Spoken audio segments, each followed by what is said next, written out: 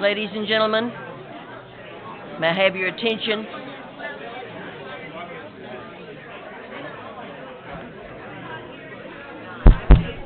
The microphone is hot. We are going to call the meeting to order. There will be an attendance sheet that is going around the room. Later we will have ballots for you to complete. Only members can fill out the ballots, and the reason for the attendance sheet, we want to make sure we have members that are here. Members who are in good standing. Yes. I need a pen that works, please. Okay. I'm going to ask the rabbi to come up and do the Devorah Torah. Thank you.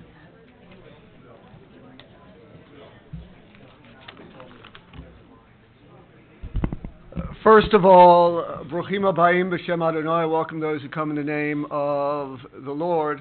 You know, it's often we say there are things which are beshert, things which come and in a certain reason at a certain time. And it's interesting that we're having this meeting today, for we just started reading in Parshat Beshelach how the children of Israel crossed over the Red Sea. However, before they were able to cross over, Pharaoh was coming from behind, and they did not know how to split the Red Sea. They thought that they were in an impasse, and they did not know what was going to happen in the future. Along comes a man named Nachshon ben Aminadav, Nachshon son of Aminadav, with a great faith in God, and he started to walk in to the water. And he walks in and he gets up to his knees and nothing happens. He continues on with faith, gets up to his waist, and still nothing happens. But Nachshon ben Aminadav had great belief in God and the power of God and the destiny of the children of Israel. So he continued in, came up to his chest, nothing. But just when the water came up to his nose and he could barely breathe, the waters parted and the children of Israel were able to go through the Red Sea. It was this belief in the destiny of the children of Israel which led the children of Israel through the sea to the Mount Sinai, where they would receive the Decalogue and the Brit, the covenant with God. Now we could say that the covenant, the Ten Commandments, the Torah, is very, very important. So therefore it should only remain in one place, for God forbid it should travel and not have a permanent home. But that is the direct opposite of what the Torah tells us. Because it tells us that the Ark of the Covenant was portable, that the tablets were in it, and as the children of Israel walked towards the land of Israel, so too did the Ark. The message being that the Torah, as long as it is within the community, no matter where you are or where the Ark might physically be, the Torah is always within us. The Parsha goes on to tell us, it is with faith as a community and it is with faith as individuals that we are allowed to come to the precipice of Eretz Yisrael, the land of Israel. When the children of Israel were about to enter the land of Israel, they were scared and nervous as well. But they understood that it was a land filled with milk and honey. Today, we are not being chased from behind by Pharaoh. We are making our own choices.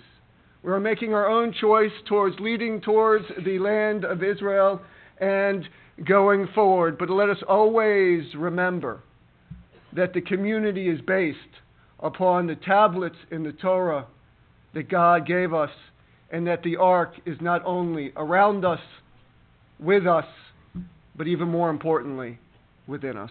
Thank you.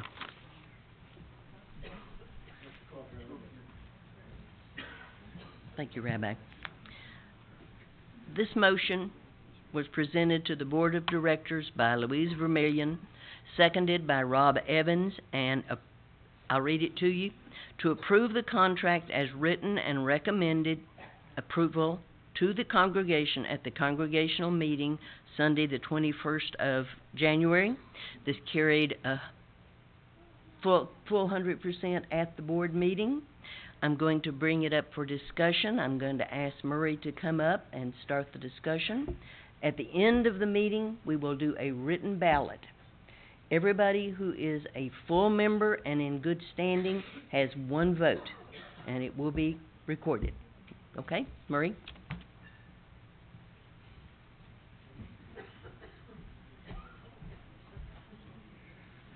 Thanks, Nancy. Thanks, Rabbi. And wow, it's so great to see everybody here. Thank you all for coming. This is a very exciting meeting. From my personal perspective, it's been a long time coming. In 2011, during Marvin Bielik's second year presidency, and 2012, my first year, we spent a lot of time pretty regularly going over and meeting and talking with Lou Barnett, who was very gracious in sharing the history of the congregation and specifically how we got to this location. And he also created for us a pretty clear picture of his vision, representing the vision from his generation of our founders, for what the future for Ahavath Sholom should look like. And we called it Focus on the Future. In my Yom Kippur speech in 2013, I announced the formation of what we called informally the Lou Group, which was a group of a couple of dozen synagogue members, community leaders, who again met with Lou to share his vision. We raised our own funds to go out and do various preliminary feasibility assessments, determine the legal requirements of doing something with our assets. And basically we set out to, as I stated in that Yom Kippur speech, optimize our synagogue assets for the future families of Congregation Ahavath Sholom. We spent a few years working through details and learning a whole lot. The project took a giant step forward in August of 2015 when Rhoda Bernstein agreed quite enthusiastically to come along and co-chair this activity with me. We've had a very busy committee, much thanks to Steve Brown, Marvin Bielik, and Naomi Rosenfield, the rest of our committee, going through lots and lots of options. Rhoda and I actually traveled around to other cities that have had congregations that either sold a shul or sold a facility or sold land, and what they did for redevelopment. Got a pretty good idea of sort of what's happening in the conservative movement and how it, reflected very much what's going on here in our shul, where we have, at least so far, an aging congregation, but more importantly, an aging and rapidly deteriorating facility. So we wanted to take a look at what we could do. I'm very happy here to speak for and present the motion that the Board of Directors adopted unanimously earlier in the week. We have received a contract proposal for a purchase of 5.5 to 6 acres, depending on how the survey works out, of our land from the back fence coming toward us at a really good price, a price that is at the top of market value. And the point is to develop with development partners a senior living facility, a luxury senior living facility that we're going to tell you about, and I think you're going to find pretty exciting. It's very much built on a concept like the Legacy in Plano and in Dallas, if you're familiar with that Jewish facility. I guess those are the main points. I want to emphasize why we're here and what we're doing today. The Constitution specifically requires a congregational majority vote of members present, so long as there's a quorum of 40 members, which there is, to vote approval for any sale or transfer of any real estate owned by the synagogue. So we are voting simply to accept the contract, which is the first step, as we'll discuss shortly. The contract offered by 4050 Yulin Partners LLC, which is a current project from Jeff Bryant's company, Phoenix Health Resources. A lot of experience in this field. And so the vote is simply up or down, yes or no, accept this contract. The next steps will be several things enumerated in the contract to specifically survey which exact, square feet of patch of ground is going to be included, and details for things like shared parking, shared access to the streets, and on and on and on. But basically we can't have any negotiations or talk about anything until we have congregational approval for this contract offering to purchase the land. So that's what we're doing today. Before we actually call up the guests to present the project, I want to ask if there's any questions sort of about what we're really doing today, what we're talking about. Yes, Rhoda. I'm sorry? How many acres? Our land, Yulin back, is 11.9 acres. There's just shy of half an acre, which is the Federation's land. So it's a total of 12 acres. Pardon? We don't know. We don't speak for the Federation. They're going to have their own offer. They're going to have their own negotiations. That's why the contract simply says 5.5 to 6 acres. They want 6 acres for their project, but depending on what happens with negotiations with Federation, we'll do the survey and see exactly which acres there are. If you recall from the meetings we had presenting the multi-tech feasibility report, from the back of our auxiliary parking lot to all 3 fences is right at 6 acres, 5.9, 6, 6.1, something like that. So that's the chunk of land that we're going to be carving out of, depending on details like access to streets and other things. Yes? So what happened with the school district?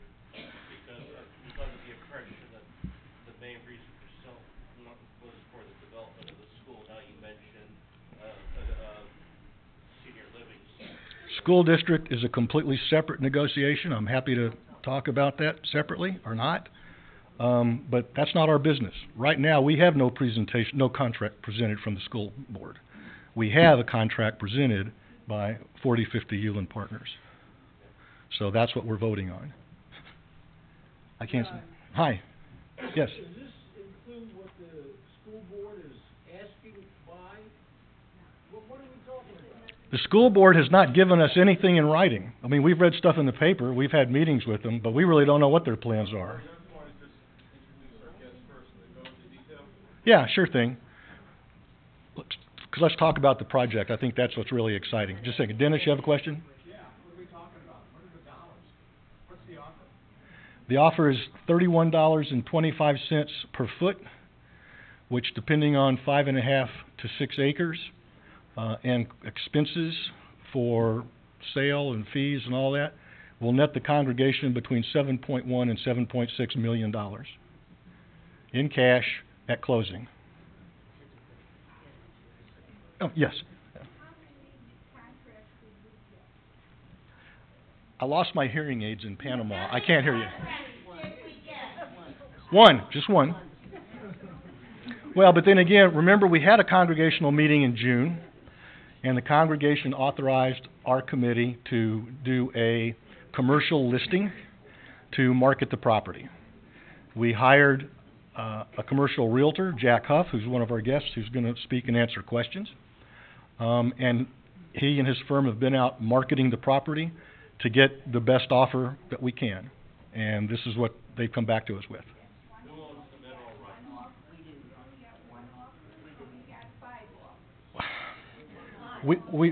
rights? We got one because we were seeking the best one. We didn't want to come to the congregation with multiple offers. That's a real rough. That's impossible to negotiate a contract with a committee of the whole. Do I have a what? Oh, I guess I can just stay closer to this one. Oh, then I'll repeat the questions. Yes, Zoe. I'm not for or against this proposition. My number one concern is for this show, and that our plan, regardless of what we sell or don't sell, includes the health and prosperity of this show for these people. And my concern is we don't have that plan in place, or perhaps you do, or if there's an idea that we limit our options if we sell. Now, what this contract does is start opening our options. Again, we will have 7 figures, which we don't have anywhere close to in our holdings. This contract and this vote doesn't have anything to do with deciding exactly how the money is spent. There will be separate committees that the board will put together to do all those things. We do know from the feasibility study previously presented that this does provide sufficient funds to significantly remodel this facility in any number of ways. Probably not quite enough if we wanted to scrape it and start over again. But we also know from the preliminary engineering analysis we don't need to do that. There's a lot of this building, particularly the exterior structure and the foundation, which can be kept. And those are significantly expensive parts of a new build. So the future is bright. It's just that we'll be going into it with over $7 million that we don't have right now. Yes? Just a question regarding the details. You mentioned that there will be an approval now, and then you're going to be working on the details. Will be and then require another approval, or the minute the approval is given here, you guys can go ahead and fill it? The question was, in terms of process, if we vote for approval now, what kind of votes of approval will come forward in the future? That's a paraphrase. Does that capture your question? Correct. When you say you guys, it's really us guys. Our job was to bring a contract to maximize the real estate assets of the congregation on behalf of the congregation and to see how much money we could raise in a project that would give us a neighbor that we wanted to have and that would otherwise fulfill our community mission. And so that's what we found, and that's what we brought forward. Everything else will be contingent on the board creating other committees and other motions, on how to spend the money. Nobody can spend any money without board approval. The only thing this meeting is for, the only thing we're voting on, I thought I was loud enough. The only thing this meeting is for, the only vote we are taking is whether or not we are going to sell this land to this group of people. That's the only thing this meeting is for. It's already passed the board that yes, we are in favor of selling this land for this amount of money. It is the only contract that we have gotten. It was a good contract, so we voted as a board to accept it. But the only thing this meeting is for is to vote whether or not we are going to sell this land. Okay? Nothing else. Even though we have multiple committees working on other things. Hang on just a second. Hang on. I hate people standing up in the back. We do have seats scattered around. Can y'all come and take seats? We've got 3 right here. And if you've got a seat next to you, there's a couple up there. I do want to elaborate, Louise, then I'll call on you. There's one very important detail in extension of what Nancy just said. We're voting to accept the contract to sell the land in the terms of this contract to this purchaser. They in turn are presenting to us their plan for what to do with the land. The contract has provisions where they can't decide once they're into it that, no, they're going to flip the property or they're going to, build a day prison or, they can't do anything else with it. That would invalidate the contract and we'd have to come back to the congregation with another contract. So we're voting on the contract. We're voting on the sale terms, including development of the specific project that 4050 Hewlin Partners is presenting to us. Okay, Louise? As a member of the board, I just wanted to say that unless we vote today to accept this contract, there will be no contract, there will be no future negotiations with this group, and we will be back to a position where we do not have any offers for our property. That's exactly the precise legal position we're in. Yes, Glenn? Where can we read the contract? Well, the contract's a lot of pages, legalese. I think we've got some copies. We're not hiding it. The board read and studied the entire contract. They had quite a vigorous discussion and debate around it. They put together a list of 4 pages of questions that Mr. Huff, the realtor, and Mr. Bryant, the contractor, answered to the satisfaction of the board, and the board voted unanimously. Right. And Mr. Denny. Oh, yeah, and our attorney, who's representing us in matters of any potential controversy that might arise with the school board, which, again, we have no official notice of yet. But we're prepared in case it happens. Arthur, yes? Murray, I heard the question earlier, but I did not hear the answer. Does it include the mineral rights? No, we keep the mineral rights. There's no change. This is a surface proposal, nothing below ground. Well, except there will be some parking that's slightly below ground, and that's going to be shared with us. So, Richard. Have we had any other offers? We entertained a number of offers, a number of conversations. I mean, again, we've been doing this, I've been living with this since 2011. The real activity has been happening over the past 2 years. So we have gone through a host of different kinds of projects, the legal requirements, the likelihood this project will require rezoning, so the political and legal ramifications of the rezoning required compared with other projects that we discussed. So, yeah, we haven't had a contract presented, but we've had a number of offers that the committee has discussed and vetted and then reported to the board pretty much every month, and we've had it in the bulletins as well pretty much every month of what we've been doing. Will? Two parts.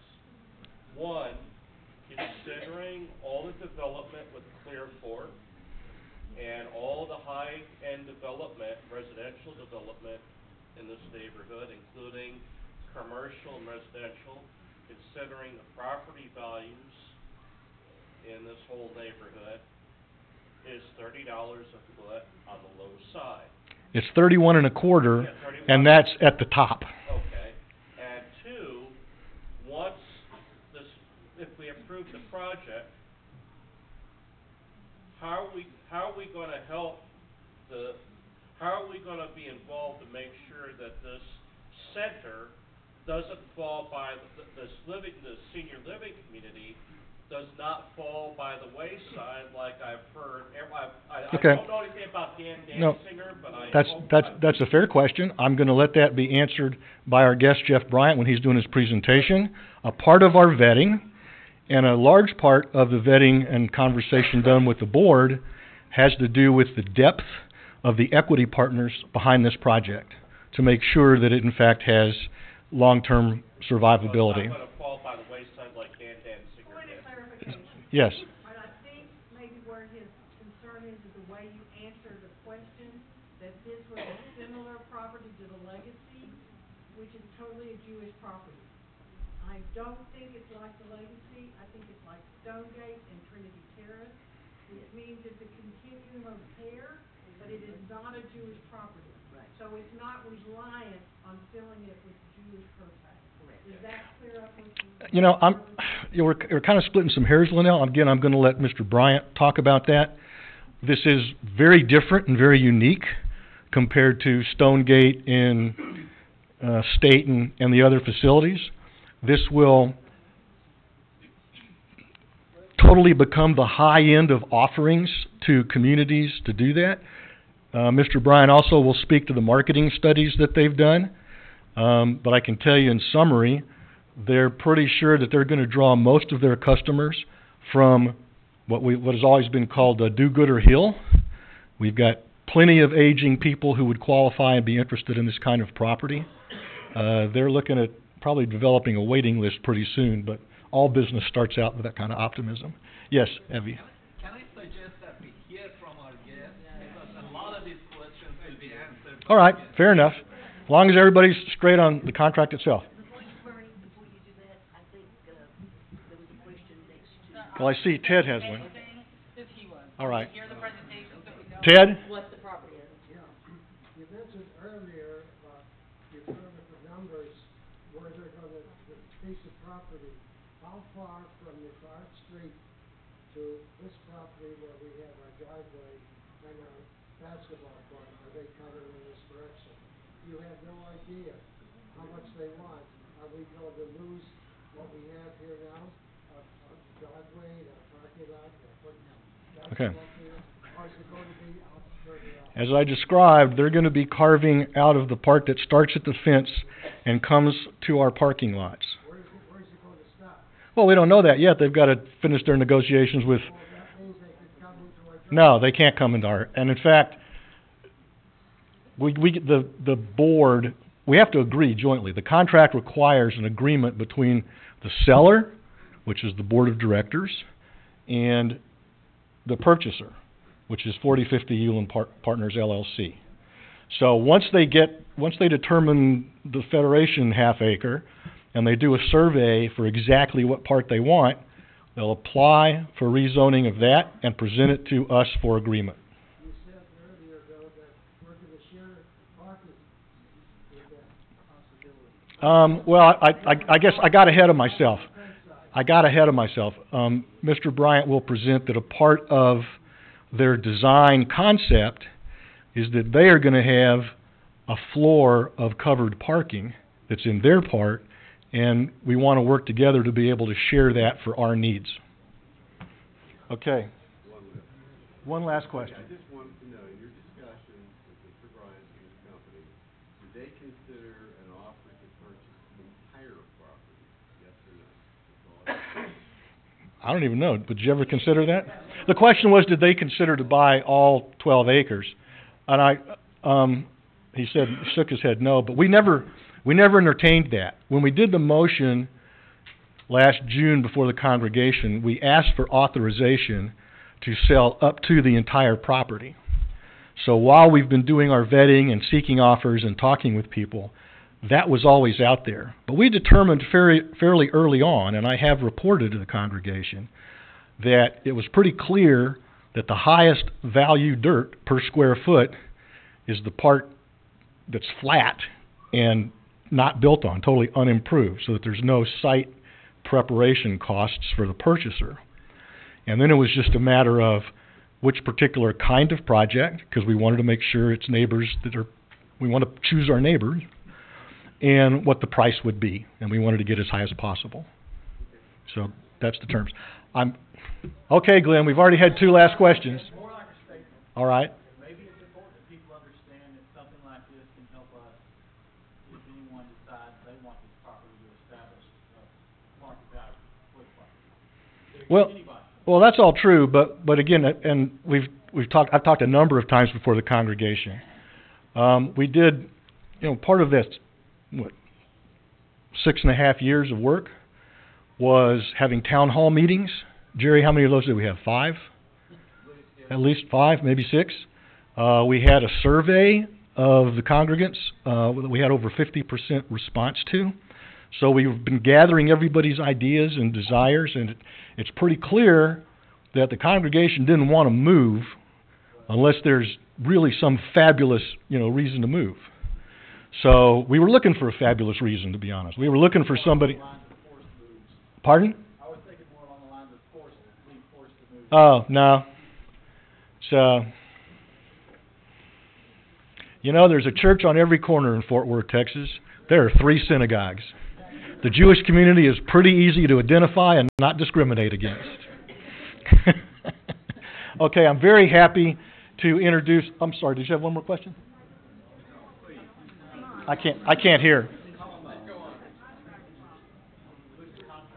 It's from 4050 Uland Partners, LLC, a development corporation, and we're going to hear now the description of that project from the president of that company, Jeff Bryant, a native of Fort Worth and, in fact, this neighborhood. And I'm also going to ask to come forward to answer any questions Jack Huff, who is our commercial real estate broker, who did the marketing and vetted all the projects and was able to negotiate this one to come to us. So welcome, please, Jeff Bryant and Jack Huff.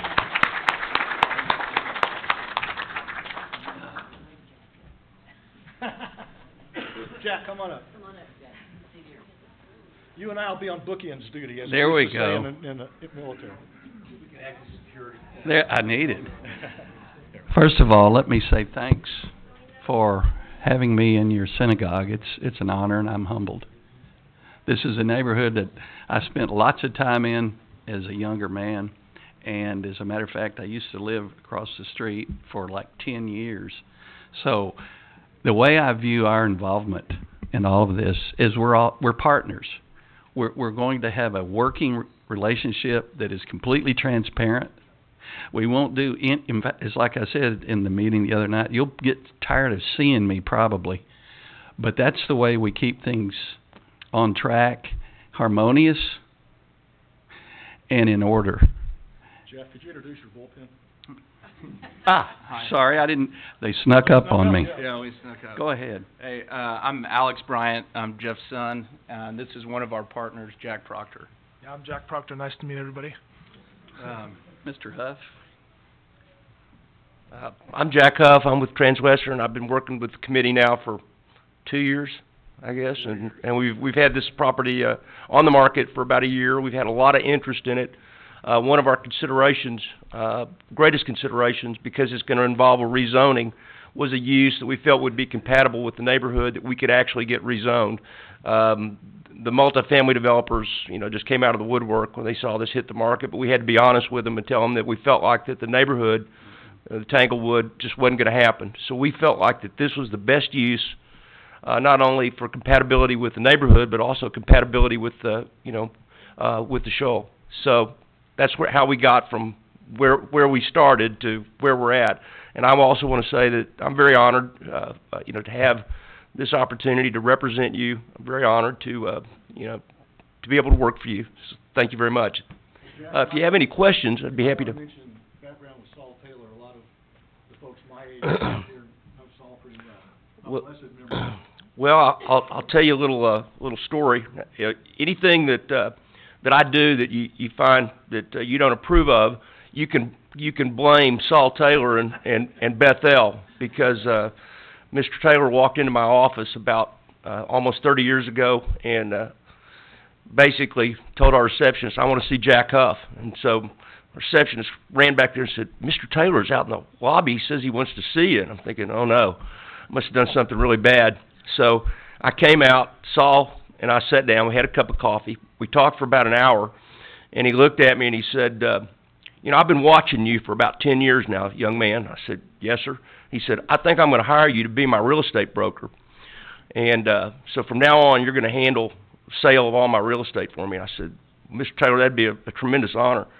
So at the end of the day, he became my mentor, a close friend.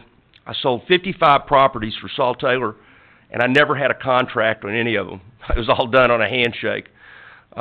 But it was a tremendous experience working for him. I was honored to be one of his pallbearers, and I kind of get choked up when I think about Saul because we were so close. So anyway, that was my background with Saul, and thank you for allowing me to share that.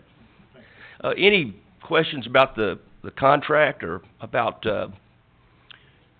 anything other? Christian? Christian needs to be up there with you from the Garlic I didn't see him come in. This is Christian Denny. He's our attorney. He and I have been working together on the contract, along with the committee. Can't talk while they're in here, so I think they need to talk first. That's fine. That's because of the conflict of interest. Yeah, that's exactly.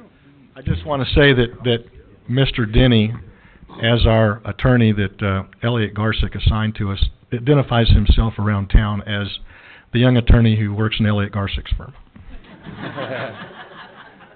Got somebody in the back of the room there? Yeah, you're talking about I'm gonna yell so everyone can hear me. You're talking about the contract and all that needing rezoning. What happens to the contract if the rezoning does not go through? If the zoning is not successful, then the contract will terminate, and we'll be back to square one. We feel like, I could tell you that various members of the committee, Mr. Brown included, have been working very diligently, talking to people in the city council to make sure that we've got the votes. And we think we've got the votes, and we think we've got the high ground in terms of the use. Again, I think if it were a multifamily contract, we'd have a much more difficult time getting this rezoned than we will for, for senior living. Yes, sir. So, for whatever reason, whether if the contract falls because of a rezoning issue or the congregation votes against whatever, say the contract doesn't go through, what prevents the city from coming in and trying to implement eminent domain so that they can grab the property to build the school? Or do whatever they want to do. It's a legal question. Can we hold that? I'll go ahead. Yeah. Let me just say one second. Since I represent you guys, I really can't answer legal questions in front of them. So can we just hold the legal questions until they can have the opportunity to present their vision of the property and what they're wanting to do, and then we can go through and answer all the questions relating to the contract. Jack and I can do that. But I think it's probably a better order if they just be able to present their vision, and then we'll go to that next step. Right. Jeff made a presentation to tell you at least what they think their plans are, and then we invited them to leave. You come over here and sit on our side. And after that, we had a full discussion. Very good. Yeah. Go ahead. We're happy to. Yeah, we're senior living developers. That's who you would be selling the land to. And just so everyone, first of all, thank you so much for having us. Honored to be here. I actually send my son to daycare at Little Goldman, and see a lot of you folks 5 days a week. Sometimes 10 times a week, because I have a 1-month-old as well. So very busy, very active in the community. And at the board meeting last Thursday, we gave a PowerPoint presentation where we went into detail about what we were building. Obviously, we can't do that in this room, in this environment, but our kind of overarching goal is to build the preeminent senior living continuum of care community in North Texas. We anticipate this project being approximately 200 units of independent senior living, with the ability for a number of our residents to transition into assisted living.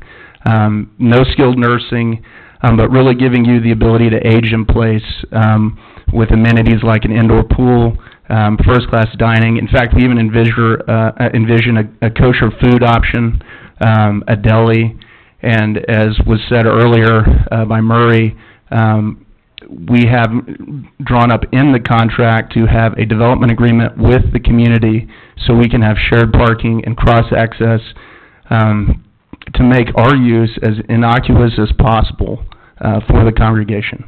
And I think it's worth noting that our plans are to spend in excess of $70 million on this project. And I think one of the questions was asked, how do we prevent this from at some point turning into a Dan Danziger or Section 8? In fact, that question was posed in the board meeting, and the answer is we're going to build a facility where the rent and the cost are prohibitive for anything like that ever happening. I mean, we don't we don't intend on building a product that would ever lend itself to a governmental entity coming in and purchase the property, or some fly-by-night buyer, because of the quality and class of project that we anticipate. So with that, I'll open it up to any questions, and if you have any. Sure. Yeah, and obviously it's easier with pictures, but what we envision is a five-story product, five-story construction, with the first level being covered parking, and 4 levels above that, with the first floor where our amenities, and potentially because of licensure requirements and fire separation construction details for you there, but where we will have assisted living wrapping that parking garage. So what you will see from the street is a first-class construction product where the parking will basically not be visible from the road. And again, like I said, I can't tell you how excited I am from a design and just class, and really how this will really fit in with the entire neighborhood here. Yes. I have a couple questions, my mother having lived in an Mm-hmm. living facility. Sorry, I have a couple questions. I'm happy to repeat. Yeah. Anyway, how many units are going to be assisted living, and how many are going to be independent? Sure. Yeah, our mix right now is 200 independent living and 48 assisted living. Okay, and then you said no skilled nursing, so that means no memory care or anything like Correct. that? So you'll have like an office that provides for those who want assisted living? Correct. Okay, thank you. Yeah, we'll have 3 meals. And the way that we have envisioned running, yep, go ahead. One more question. In the apartments of independent living, are you having kitchenettes, or are you having real? No, it's complete. Full kitchen. It'd be just like living in an apartment. My mother just lived sure. in like 4 different ones, so I'm Oh, very yeah. familiar with the whole setup, that's why I'm asking the question on that. And I think it would be helpful to note, to kind of envision what we're talking about is truly, on the independent side, a world-class, first-class, resort-style community. Something that I really don't think exists in Fort Worth. Even if you look at the Staten and, say, Trinity Terrace, who we view as our true competition, one of the big differentiators for us is that we don't have an exorbitant buy-in fee. Our buy-in fee is 1 month's rent. And yes, Would it be similar like to the Forum in Houston? yes, or the Traditions in Dallas. Okay, thank you. Mm-hmm. Yes. And I'm sorry, I don't know everyone's name. Yeah, thank you. Have we developed similar projects? Yes, and I'll let Jeff speak to that. So,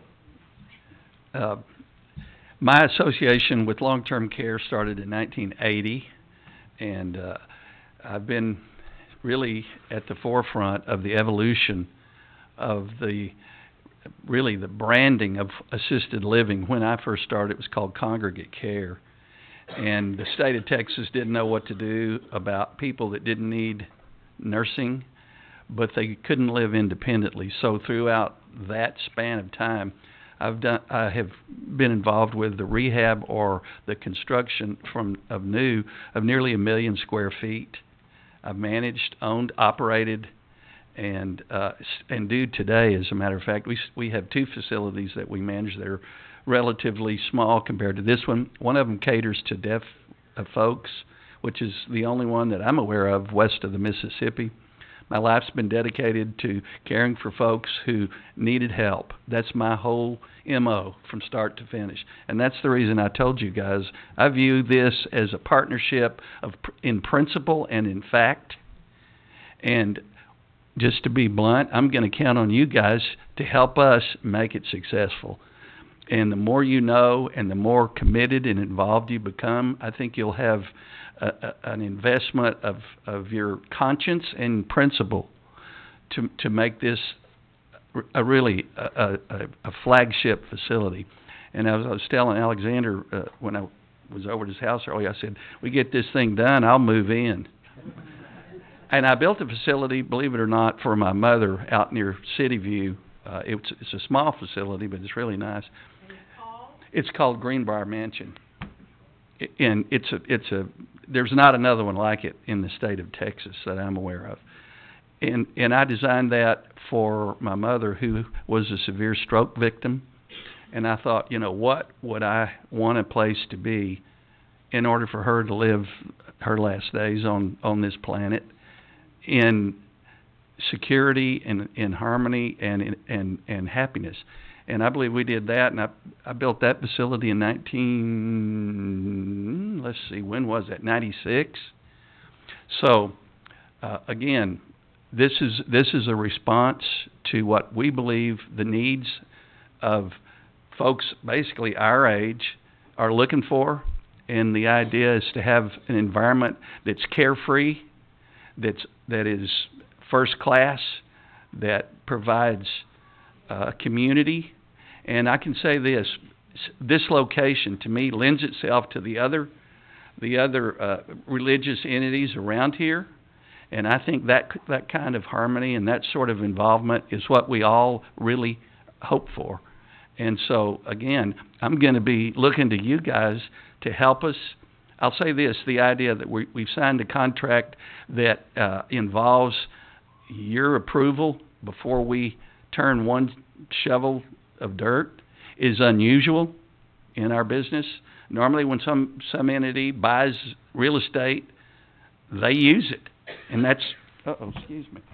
And that happens to all of us. Yeah, well, I don't have much to hold on up here. And so I'm really looking forward to that. And I actually have known Murray since high school. We were on a committee together of seniors, and how we all got roped in. Yeah, high school seniors. Now I'm just a senior. And so that was really kind of the start of our connection. And I saw him at the meeting with Steve here a few weeks ago. Walked in, I couldn't believe it. Alex said, "Hey, do you know a guy named Murray Cohen?" I went, "It can't be the same guy." Sure enough. And he's as articulate as I remember him being, and as bright-eyed as I remember. So what I see here is a partnership of principle and intent. So there won't be anything done without the full knowledge of anybody and agreement. Now, one thing I want to be real clear about. This zoning that we talked about, we're going to need your help. We really will. And I'm looking forward to it, because what we're actually doing, it's not just zoning. It's called a PD, Plan Use Development. And really what that amounts to is a municipal deed restriction.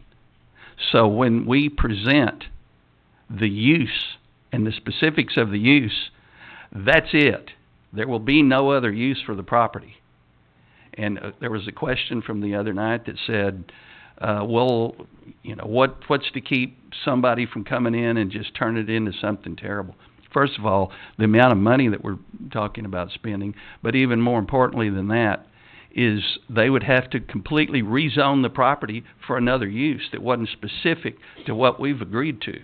So at that point in time, there's political leverage that can be brought to bear on anything that would be not agreeable. And I don't think that's going to happen. Again, I've studied this for a really long time, and we're going to build a destination that people are happy to attend. So I've been in the business forever and seen all the stuff that can go wrong, and we're really excited about making this real. Yes, sir. Yes, sir. We are. Yes.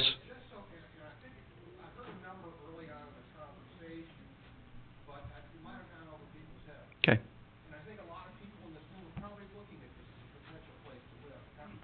Me too. Right.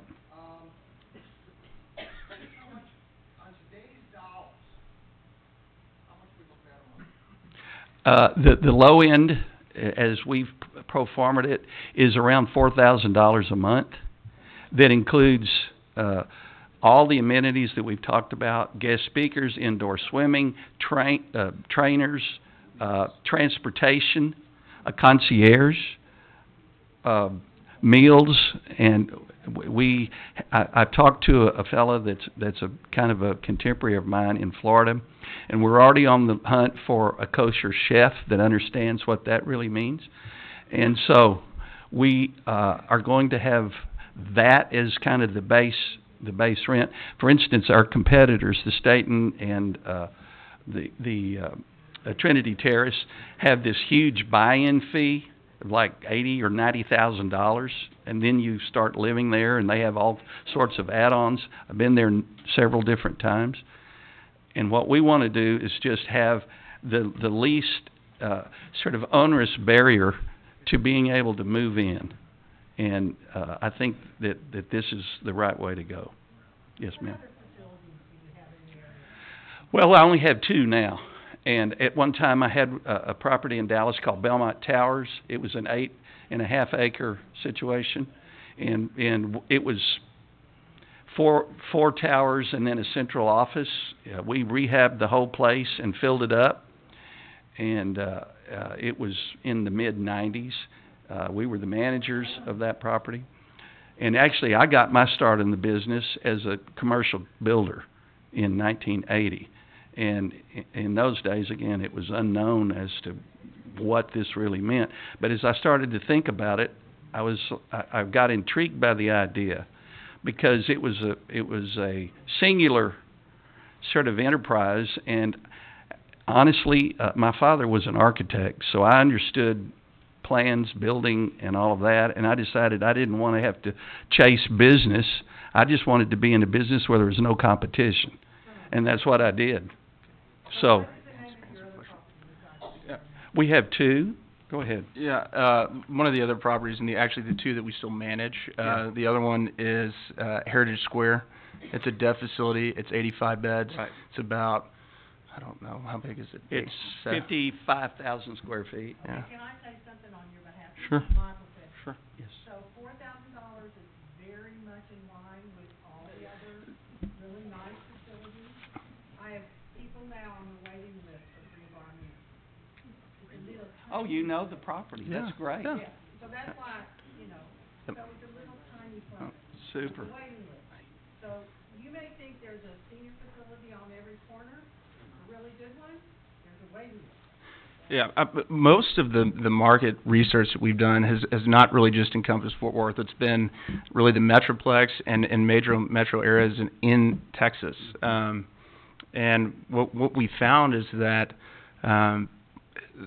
there really is a lack of truly a destination, a place of purpose where you can go and get first-class food, first-class amenities, and you never have to leave.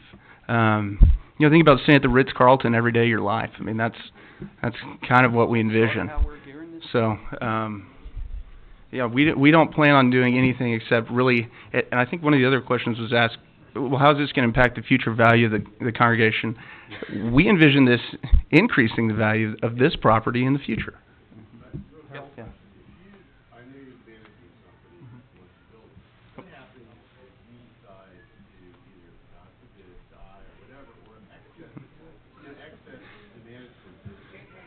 Yeah, and actually the question is, if for any reason they decide to get out of this business, then what happens with the facility and its management? Yeah, and I think we addressed this the other night in the meeting. I can't recall if you were there. We actually plan on hiring one of three groups we're talking to right now to be the third-party management. Our oversight will be of the management of the property. We actually will have an office in the facility, but it's not realistic for us to sit here and tell you that we alone can manage an enterprise like this. Our role is to oversight and be sure we hire the right team. So, yeah. Go ahead.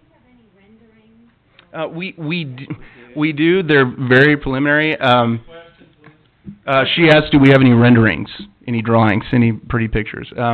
We have, like I said in the meeting Thursday night, we gave a presentation that showed some conceptual images, and we would have been happy to show that today, but we can't, obviously. Was also asked if we could pass out that presentation, and because of the political climate with the ISD and their interest in the property, and the confidential nature of what we're talking about here, we just don't feel like that's something we can do as far as sending those out. We're happy to give another presentation and show pictures and renderings and whatever you'd like to see as we progress through this project. In fact, we plan on doing that. We'd be happy to do that. That's part of our contract. Yeah, we're part of the development. Yeah, we're just as excited, I think, as anybody. So, yep, go ahead. Sir, yes. In the back, Arthur? Yep. Two things. One, I think I already know the answers for myself, but I think building on the last question and for the comfort, if you could confirm with current building codes the way they are from a visual, there's a lot of required dedicated green space, trees, shrubbery as far as landscaping. So it's not, I'm assuming, to be a building stuck in the middle. But the second question that I don't know the answer, is there, at the same time our contract is we're discussing, is the contract been extended to the Federation, and what if they do not vote for it? So at this time, we have not extended a contract to the Federation. And speaking with Steve and Murray and some offline conversations, our plan is to, if you all vote today to accept the contract between us and you all, to send the same contract to the Federation with the same terms and same price. Arthur, also we had a lot of discussion with the board on this. From the outset, back to the Lou Group, we did have community leaders who were leaders of the Federation, officers of the Federation, with us in all of those discussions. Over the last year and a half, as we've gotten a lot closer to exactly what we're going to build, we have included Bethel, JEA, Federation, all of the players who will end up having some say and some opportunities with what we create. So we're very transparent. Everybody's aware more or less of what we're doing. And again, this is the, we control things. We're the big dog here. So once we decide what we're going to do, then everybody else will look at what their interest might be relative to that. Yes, go ahead. Susie. I have, Susan. I just would like to say that I know the zoning change is gonna encompass, I hope everybody can hear me. no. That the zoning change is gonna encompass a lot of work, a lot of effort, and, a lot of team. That's right. And I would like to just say that, this facility will be behind you. Yay. We can house the neighborhood here to do presentations. Good. We can invite the political people here to give the presentation. They were more than welcome to, feed them and, That'd be great. That would be really good. Kosher food. Yeah, that'd be great. I'm in. I just want you to know that we will be here to support that effort. Thanks, Susan. Thank you. That's unusual, but very welcome.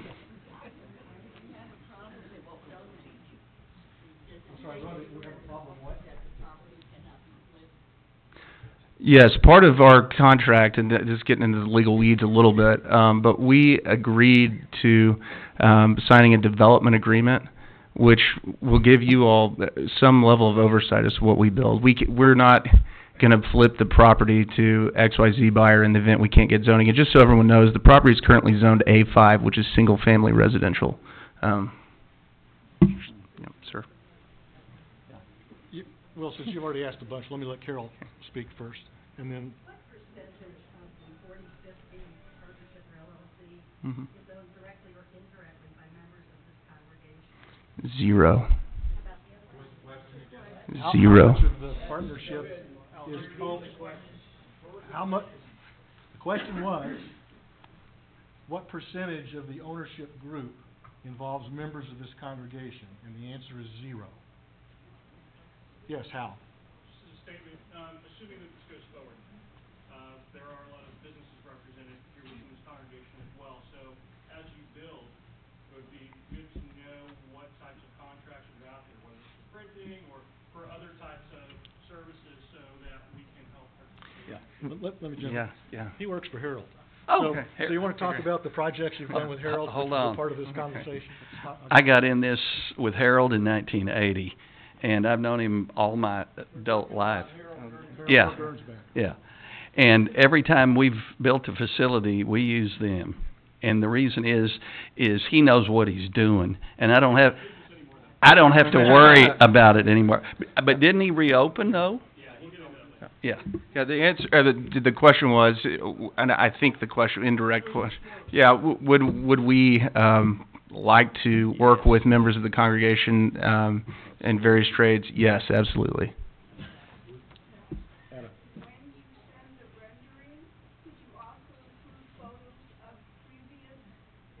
Sure. Yeah. The question was, when we are able to disclose renderings and update them as they develop, Yes. can they also include photos of prior projects? And the answer is yes. Yes, ma'am, we can. I will say this project will not look like anything I've ever built. It's going to be on a completely different aesthetic level. And one of my criteria is a wow factor.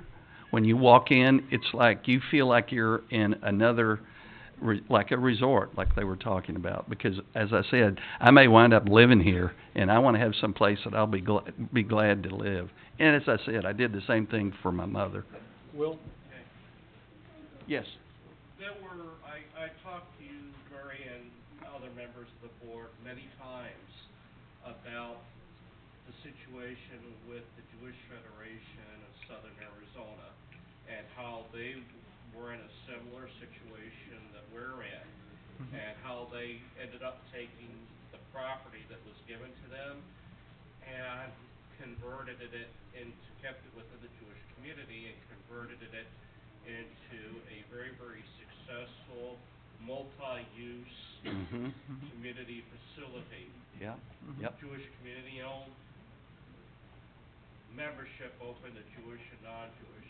And I asked many people on the board if they had ever contacted the Federation to see, to at least talk to them and to see how they went about things, and I never received any kind of feedback from anybody. So I'd like to know if you ever did. I'm saying that Rhoda and I both traveled around the country. I didn't go to Arizona, but we went to 4 other locations around the country doing just that kind of investigation. The original concept that Lou kind of inspired Marvin and I with was in fact a campus for all of the Jewish agencies to be in one area. And that was been our goal all along, to try to work that out. It became clear pretty early on that we do not have a donor base in this community anymore that would be able to build that as a nonprofit actually owned and operated by the Jewish community. So we started looking for the next best thing, a partner who could bring the capital and the business and management expertise, yet accomplish the same basic goal for us in terms of facility and services. So that model is exactly what we had in mind, and I think that's exactly what we're getting. Rhoda, you want to comment too? I just wanted to add that we are very well aware of that community, Kansas City, Seattle, Austin to a certain extent. You have to look at our demographic as well, and who is going to live in and or support these wonderful community facilities. So I think that's something that we have tried to keep in mind and be aware of. As you know, from back in the days of the JCC, it was largely non-Jewish people who supported that. And so I think we have to keep that in mind as we move forward in what we want to do. Could there be a special wing in this facility for our congregants and other Jewish members of a community? Absolutely. Are things like that possible? But could we sustain, and we've talked to Legacy in Dallas about this, how many people could it take to sustain a senior living community in the size of the Fort Worth Jewish community? That is very different. And how could we sustain something that we already know has failed in the past? So yes, we have studied these things, we've thought about them, but we have to remember the practicalities of the world as we go. Call for the question. Yes. Yes, Where's Nancy? How long would it take to build this? It's a great question. From the date of getting a building permit, we're anticipating 18 months. But getting to a building permit in the city of Fort Worth is going to take time. I mean, that's the reality. One question. Or you discussed earlier, describe the interface between your parking or entrance exit to what we have back here and how that's going to work. The simple answer is that will be in the development agreement, which is the next thing to be negotiated and bring forward after we know we have the sale done. Actually, there was a call for the question, but I think before we can do that, we're going to have the legal Q&A and dismiss the builders. Yeah. So is there any other questions that would involve the builders? Yes, Rick. You said $70 million project? Yes. How much is financed and how much is equity? Yeah, right now we're anticipating roughly 30% equity. Our equity partner is a group, Leon Capital, out of Dallas. Since 2008, they've invested in roughly 250 projects, totaling about $3 billion. Well, I will say this at this time, yes, that's the contemplated structure. One thing that we talked to Steve and Murray about is opening up the investment to members of the congregation here. What about your investment? Oh, are you talking about our investment? Oh, no, our investment's roughly 7.5% of the equity required, yeah, of the 30. Yeah. Correct.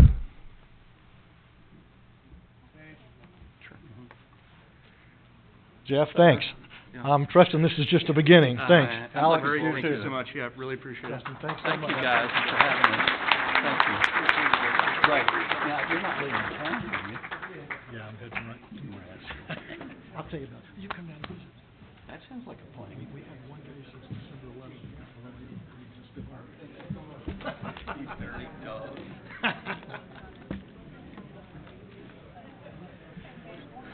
Now we can kind of officially introduce Christian Denny. He is the attorney representing us in legal questions that might arise regarding the contract or our use of the property. And as soon as the developers are out of hearing range, then he's able to meet the terms of the confidentiality agreement and field questions.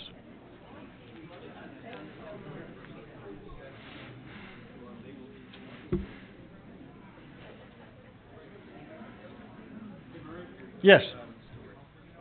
Dennis, yeah. We're talking $7+ million, is that strictly for renovation of this building, or can something smaller be built fresh? Our committee's job was to maximize the real estate asset. We're bringing the money. Whatever the officers and board want to do and go with forward is up to the congregation. Is that feasible to consider something other than just renovation?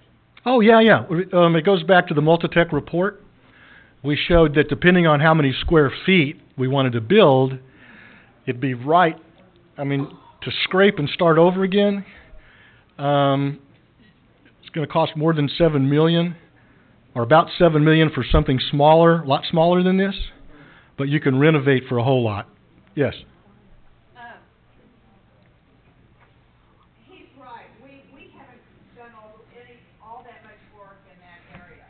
But we know, we compared apples to apples and what it would take to replace this and what it would take to reconfigure this, all those kind of things. We're looking at close to 43, if I'm remembering my number correctly, 43,000 square feet. There's a lot of movement that can take place in 43,000 square feet. We have, and Murray alluded to this earlier, we have a certain amount of infrastructure under the ground. We have plumbing, we have foundation, I'm not a builder, we have all sorts of pipes and things that make structures work. So all sorts of things are possible once we get the money in the bank and the congregation will meet again and again with different committees to discuss what the possibilities are. That's also when we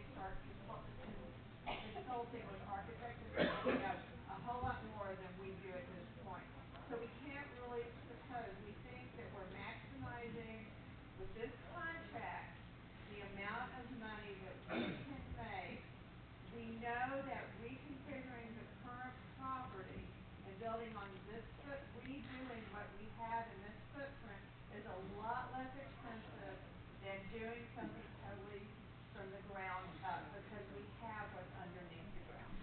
And also, Dennis, it's a community opportunity. I mean, we've got JEA that's in a third of our building. They need to have a future, so they will be a part of the conversation and have been a part of the conversation in Rebecca Isker's committee activity. Jerry, you want to answer that?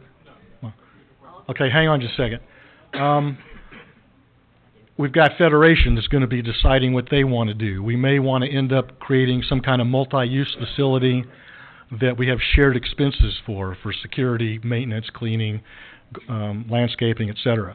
So all of these things are going to be considered as well. But that's past today, and that's past the task at hand. Jerry. So you mentioned the development agreement, which will go into all the detail about what it will look like, how much of our parking lot they may use, etc. A lot of details that people are concerned about. So my question concerning that is two parts. One is, what's the process for approving the development agreement? Will there be another congregational meeting?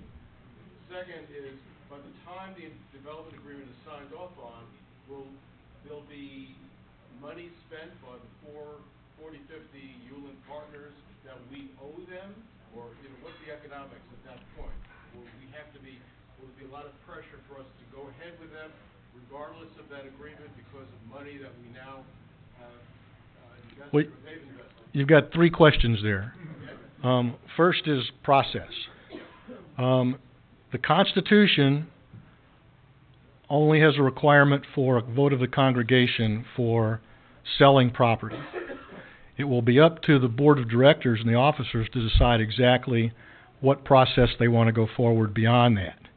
Our committee envisions that once we've got this done, we will work for at least a first draft of development agreement to bring to the board, and then have whatever process the board wants to put in place go from there. Rhoda, is that fair? Steve, fair? Oh. This is not a lifetime. Yeah, right. So that's not another lifetime. So that was one question. Second question, I'm going to let Christian address what's in the contract involving how the timing of the development agreement and the couple of $100,000 that the purchaser is going to be putting in for engineering studies, feasibility studies, environmental studies, and all of that kind of stuff, and how that impacts us. And third part of your question.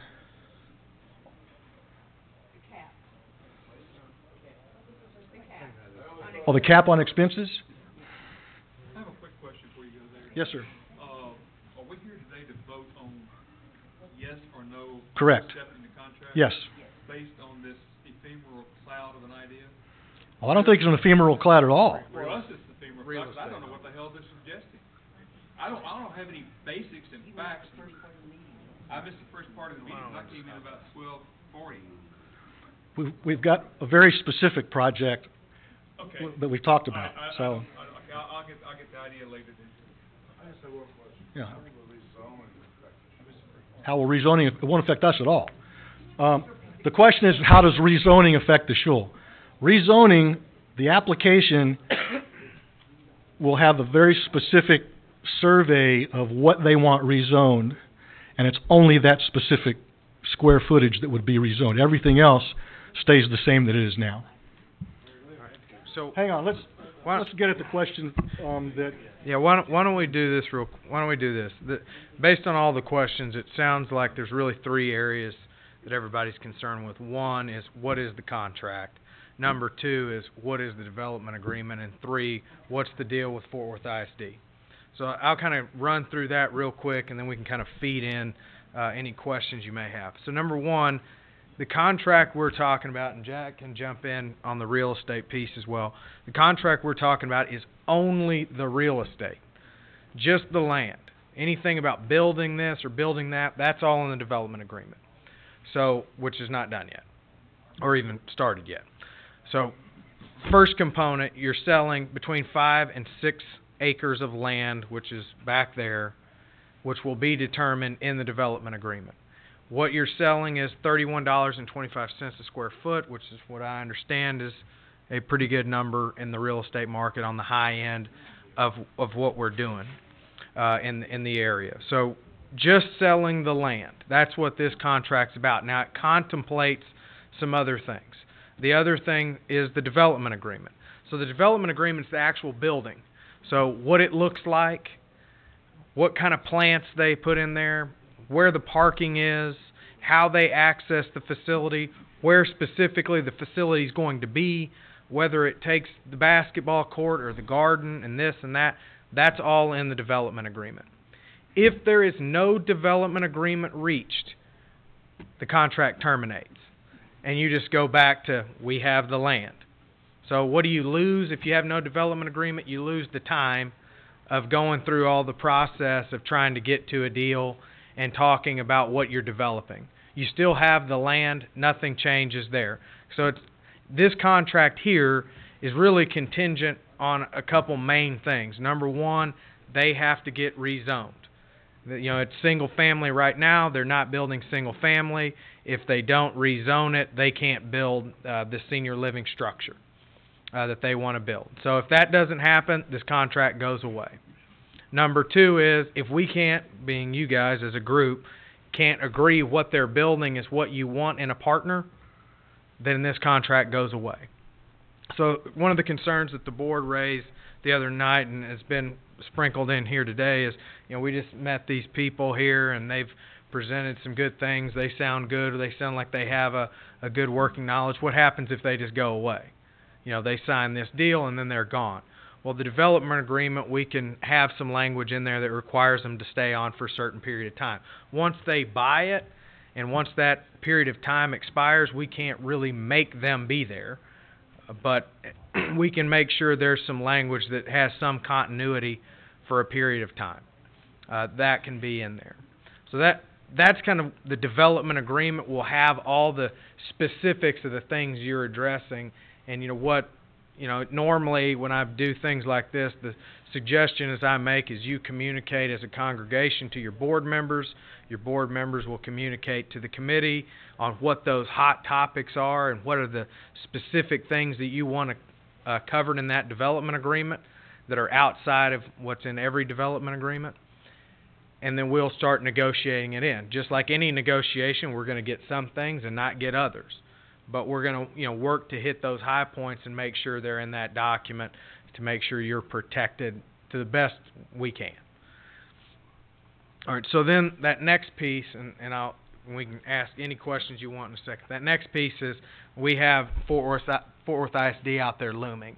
And what rights do they have? Well, Fort Worth ISD is a governmental entity. The law in the state of Texas gives them condemning authority. So what that means is if they say, we want that piece of land to build a school, and you say no, they can exercise their condemning rights and come in and tell you we're taking it. Now, the Constitution of the United States says when they do that, they have to give you fair market value for what your property is worth. They can't just come in and say, we're taking it and we're paying you X, do what you want to do, but that's what you're getting. That's not how it works. So if they come in here, they're going to give us a letter that says, if it gets to that stage, we're condemning you, and we're taking this piece of land. So they have to tell us what the take is. So if they say we want 6 acres, they're going to say we want these 6 acres. And if we're going to say, all right, we want X number of dollars for that. And they say, no, we want this. We want another number. Well, there'll be some negotiation. If no negotiation results in an agreement, they will file a lawsuit here in Tarrant County.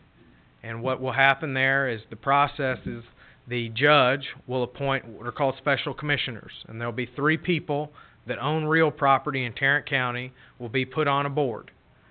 And we will have the opportunity to put on our experts like Jack and other people to go down and explain what the land is worth. They will have the same opportunity.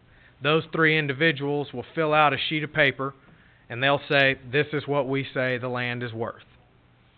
Either side, if you disagree with what the special commissioners have done, it goes back to that lawsuit that was filed, and you start a true lawsuit. And we'll be fighting over the same thing. It's not going to be what land they take, because they have to tell us exactly what they want. It's not anything other than how much. So this contract, knowing that there's an issue out there that Fort Worth ISD has indicated they have a desire for some of that property, this contract has outs in the event that happens. So if Fort Worth ISD sends us a letter saying we want your property and we're going to condemn it, we can do one of two things. We can terminate this contract and say it's off. We're going to deal only with Fort Worth ISD now. Or we can go forward and sell them the land. We can go forward and sell to these gentlemen up here, and they will take over the fight with Fort Worth ISD to, determine. Now, what the contract says is if they pay us $31.25 and special commissioners award $25, they're not paying us $31.25. They're paying us $25. So they're paying whatever that value is. So those are really your two options. If we terminate the contract as a group, the decision is made, we're going to terminate this deal. The board's going to make that decision if that's what happens. There's a provision in there where we have to pay back some expenses. Now, what they ask for is if they spend $1 million preparing this property and 6 months from now Fort Worth ISD comes in and says we're going to condemn it, they wanted $1 million back. We said we're not paying you $1 million. So what we did was we put a cap on it at $200,000, and it only relates to certain things. It's limited. It has to be reasonable and necessary expenses. It has to be money they've actually paid out, not some contingent, we were going to pay this or we're going to charge later. They have to actually pay it, and it's limited to certain areas like engineering fees, feasibility studies, soil testing, zoning changes, things like that. The other way it's restricted is the congregation never has to come out of pocket. So you don't have to pay $1 until 30 days after Fort Worth ISD pays you your money. So any amount that we would pay them back for all the moving going forward that they would do, we don't have to pay them back until 30 days after paid by the Fort Worth ISD. So you're never writing a check before you have your 6, 7, 8, 5, however many $1 million it's going to be. You're not cutting any checks until that happens. Okay? The other thing is the contract has a 30-day window where they don't get paid back. So that starts from the day this contract would be signed by the president. So from that 30 days forward, if Fort Worth ISD comes to us on Tuesday, probably Wednesday, in that case. If they come to us on Wednesday and say we're condemning, and we make the decision, all right, we're going to terminate this contract, they don't get $1. So if they went out and spent hundreds of thousands of dollars, they get nothing. Okay?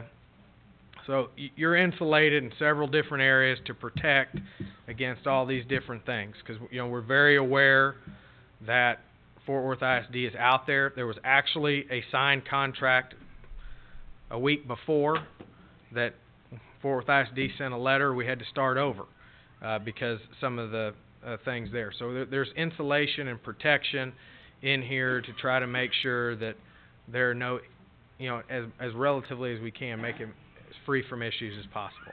Yes, sir. I think what I'm hearing is that 5 years ago, this process started about possibly selling part of the land or all the land, we could use that capital to make the synagogue better. And in that process, ISD has gotten wind of this sale, and they're basically offering us $9 a square foot, 5 acres, that's less than $2 million that we would receive if they came in and started to, if they were to buy it. Whereas the other option is that you pursued very responsibly, Rhoda, Murray, Marvin, Steve, to seek out a buyer that would bring us $6.7 million, $31.25 a square foot, a senior housing complex where we could get potential use of this, if possible, if it's cheaper. So there's I think that's the option. That $6.7 million, even if the school district comes back to us, we can still continue on that path, correct? With the purchase of one triple. And we can minimal rights. Yeah. I'm not sure. Yeah, so we retain their mineral rights, but yeah, so this contract is, even if Fort Worth ISD comes in and condemns it, this contract is what we're going to use as evidence as to what the market value of this property is. So if this deal, they've already agreed to the amount, so we're going to use this in our favor regardless of what happens. But I want to make sure I answer your question specifically. Was there? Yeah, I just wanted to Okay. Okay.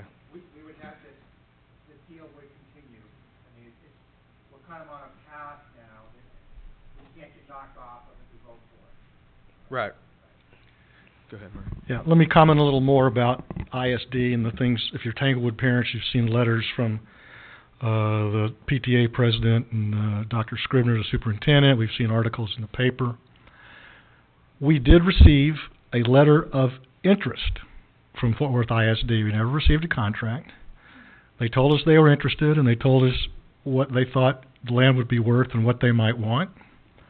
We responded within the legal response time and told them, thank you anyway, good luck, we're not interested. We are aware of 3 other neighbors around here who got, if not identical, similar letters, and they also responded, thank you very much, good luck, we're not interested. We're aware of another landowner nearby that they met with, but we don't know whether or not they actually sent a letter of interest. So none of those other, and we've been we're all in touch with each other, so we know who's saying what to whom and all that.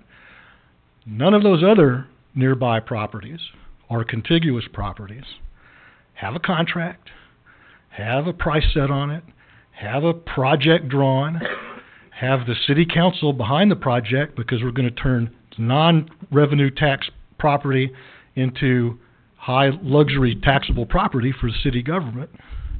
So we think we're in pretty strong shape when it comes to defending against a condemnation proceeding. Wait a minute, Al had a question. Before. If and when the ISD does condemn the land, and they say how much they want, is it just raw land we're talking about?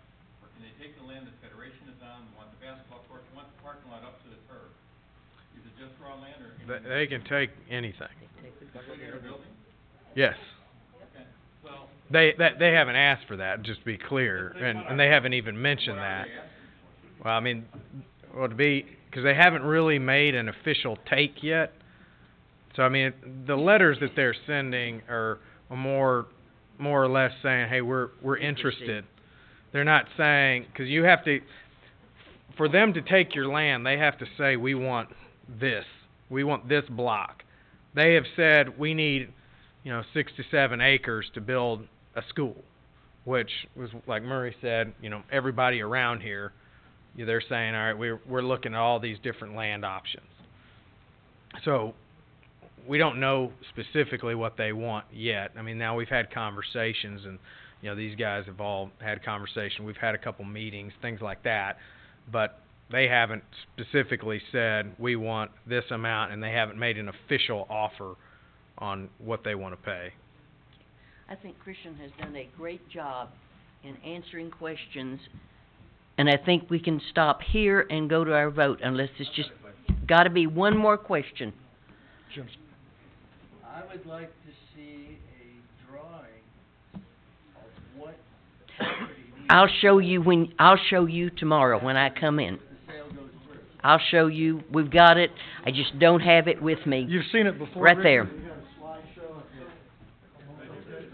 Richard, Jim, last question. Christian, if the rezoning attempt fails, is there any financial consideration for the city? Yeah, I mean, there's a liquidated damages provision. It's $1,000, because they have an inspection period of 195 days, which is to do the zoning and do the permitting and things that they need to try to do.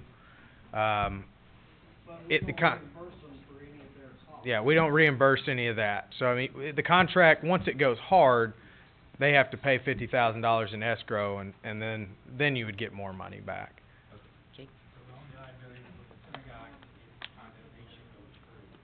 Yeah, the $200,000 number is only if we terminate for Fort Worth ISD. Okay.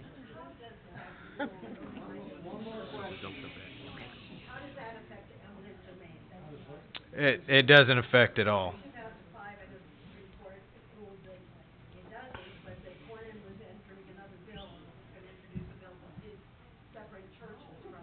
The question is, essentially, is there a church and state issue in a defense against eminent domain?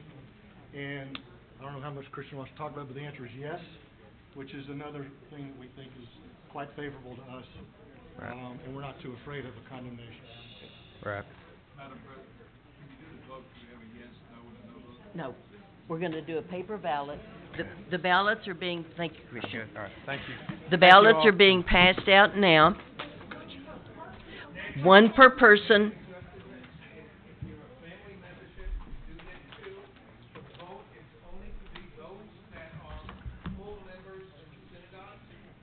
Paid dues.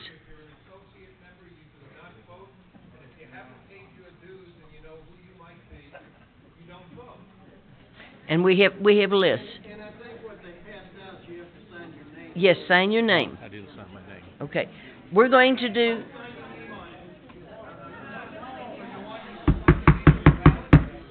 Yes. Yes. Clarification on the ballot.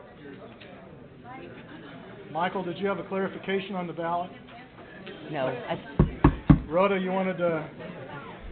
I think The ballot I has think we to should be give the signed. co-chair a word. As you're voting, I want to say something. Oh, we're doing Milka? Okay. Well, I'm not doing that. As many of you know, Lou Barnett's my father. And we had asked, and I think Murray has letters from a number of our past presidents who weren't able to be here. And when I asked Dad to sign a letter of support of this motion, he said he would, and he took his, now Dad's 99. So he was signing and he kept writing, and I said, Dad, what are you saying? And he wrote on here, should be done, exclamation point, exclamation point. So I just wanted to share that from Lou's committee, from Lou, that was his sentiment, and we do have letters also from a number of past presidents. I need one. I need a ballot, but when you mark your ballot, please sign at the bottom of the ballot, sign your name so we know who's voting and we can tally the votes. I don't have one. Yes, I am. There will be no 6 o'clock minion, since most everybody's here that would be here. I did vote. Anybody that needs a book, if somebody could help pass them out from the back, the red books. We're starting on page 120 with the Mincha. Ashra Yoshevetecha Jalucha Serar.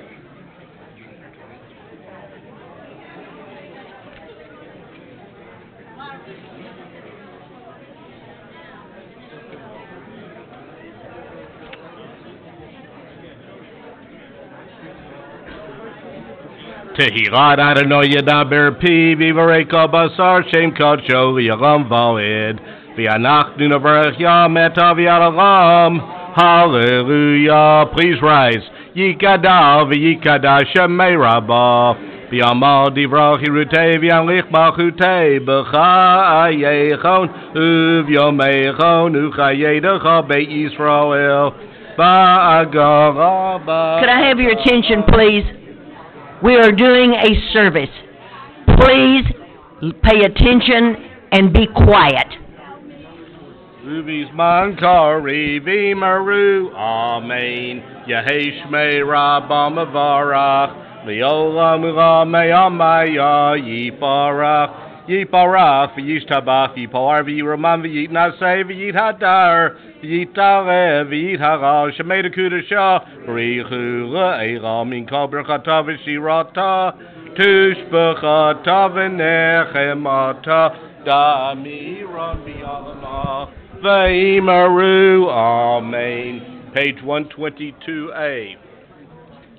Baruch atah Adonai Eloheinu ve'Elohei Avotenu, Elohei Avraham, Elohei Yitzchak, ve'Elohei Yaakov, Ha'el HaGadol HaGibor HaNara El Elyon, Gomer Chasadim Tovim ve'Konei HaKol, ve'Zocher Chasdei Avot, U'Mevi Goel Livnei V'neihem, U'man Shmo V'Yahava, Melech Ozer Moshiach Magen, Baruch atah Adonai Magen Avraham, Atah Gibor Elam Adonai Mechayei Metim Atah Rav Hoshia, Mashiv HaRuach Merid HaGoshem, V'chakel Chayim B'chesed, V'chayei Metim B'rachamim Rabim, Somech Noflim V'rofei Cholim U'matir Asurim, U'mekayem U'mertori Sheni Afar, Mi Chamoch Ba'agu V'rot, U'midom Elach, B'elem Emidu Chayei U'matviach Yeshua, Ne'eman Atah Chayot Metim, Baruch Atah Adonai Mechayei HaMetim.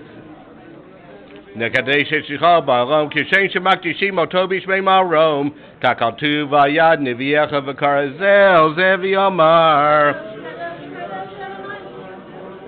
Kadosh Kadosh Kadosh Adonai Zvaot Baruch Haaretz Kvodo Limatam Baruch Yameru Baruch Kavod Adonai Mikomo Idirei Kachra Katuv Le'mor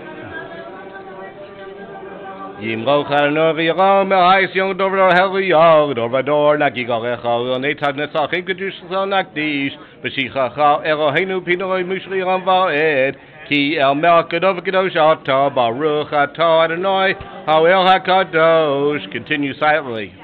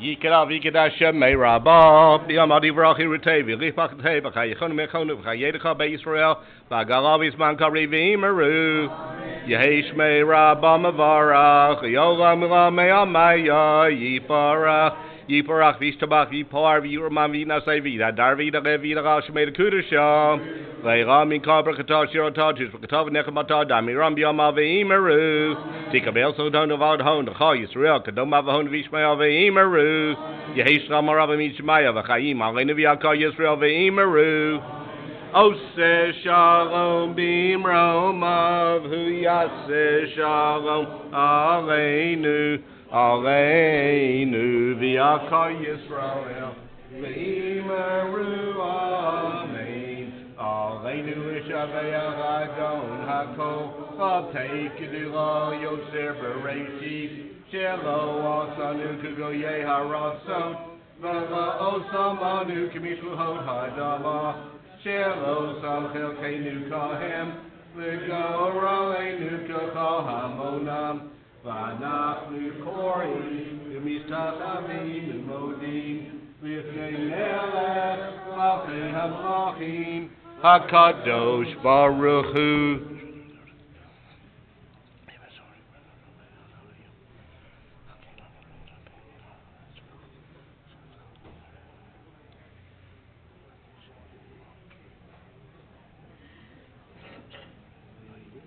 V'ne'emar v'haya Adonai v'melech ha'aretz bayom hahu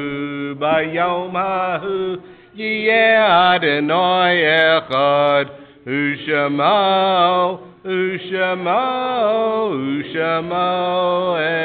echad Any yortzites ending this afternoon? Mourner's Kaddish, page 136. Yit gadal v'yit kadash shemei rabbah. V'yalma divrachi rute v'yamlich malchute. V'chayechon v'yomechon v'chayedecha beit Yisrael. Ba'gara v'izman kari v'imru amen. Yehesh mei rabbah mevarach v'yolam v'lamei amaya. Yit barach v'yishtabach v'yit palar v'yit roman v'yit naseh. V'yit hadar v'yit alev v'yit haral shemei dekudashal barichu. La'era minka birchata v'shirata. Tush b'chata v'nechamata. Da'amiran b'yama v'imru amen. Yehesh rama rabba min shemaya. V'chayim aleinu v'yakar Yisrael v'imru amen. Oseh shalom b'mromav hu yaseh shalom. Aleinu v'yakar Yisrael v'imru amen. We will go to the Psalm for Monday, 86. Almost there. Hayom yom sheni v'shabbat shabu hayu halivim omrim b'veit hamikdash.